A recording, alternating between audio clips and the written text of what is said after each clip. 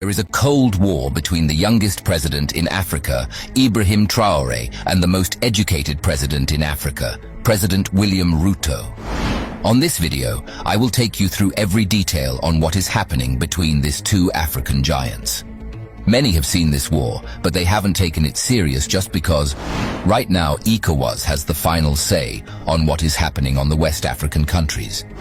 And if you may allow me say this, ECOWAS commissioner has already given a statement that they are ready to invade Niger anytime from now. While on the other hand, a group of locals in Niger's capital, Niamey, have vowed to recruit tens of thousands of volunteers to fight alongside the Nigerian army in defense of their country, against the backdrop of impending Western-backed ECOWAS military intervention.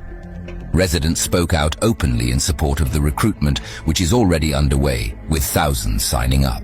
Mothers and fathers vow to do whatever they can to support the country's military in what they call the real fight for our freedom. One woman said, "I will pray for our soldiers. I will cook for them. I will give up my children. And if I have to fight, I don't mind. Our country must be free." And this is why I said earlier that the worst kind of war to engage in is one in which the citizens are the army. How do you fight and win this war? If the aim isn't to ignite the entire region and set it on fire, we wouldn't be talking about war here, because I see another Ukraine brewing on the West African coast. But unlike Ukraine, where citizens ram from recruiters and escape the country rather than volunteer to fight, maybe because they know it's a proxy war, the Nigerians aren't running away. They're staying back to fight and defend their country. And they have support not just from Mali and Burkina Faso, but from places many people will not believe until the actual war starts. Trust me, if this war ever happens, it'll be the biggest thing that's ever happened on the continent of Africa, because it holds the key to the liberation of the entire continent. And this is why I think that the African countries on the side of the West must think twice before embarking on this potentially ill-fated voyage. I know what I'm talking about.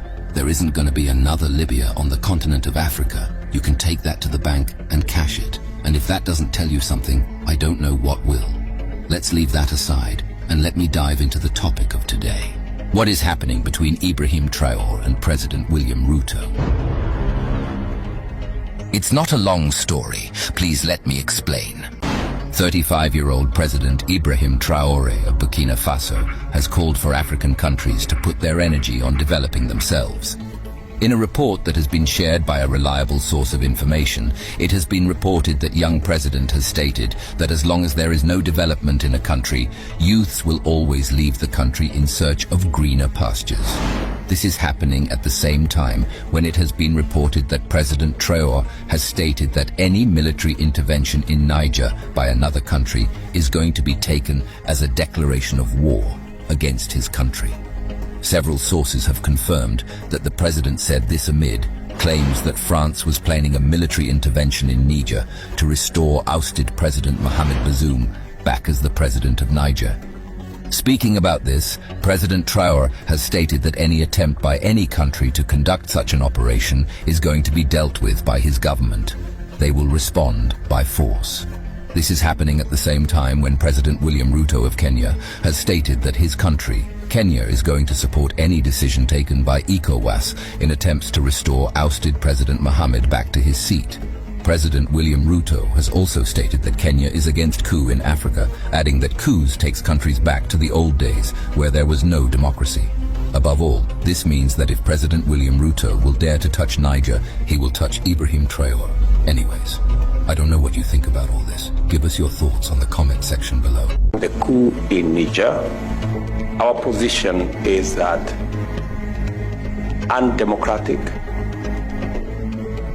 unconstitutional imposition of the will of any government of whatever nature on the people without their consent is wrong, the same way colonialism was wrong. And that Africa can only proceed into the future if we allow the people of our countries and of our continent to determine their destiny and to choose their leaders in democratic means, using democratic means.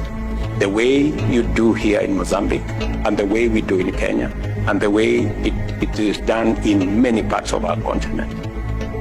And therefore, as a union, in the Africa Union, we are against any undemocratic removal of any government. Coups are not a panacea. They are not a solution to the challenges that we have as a continent.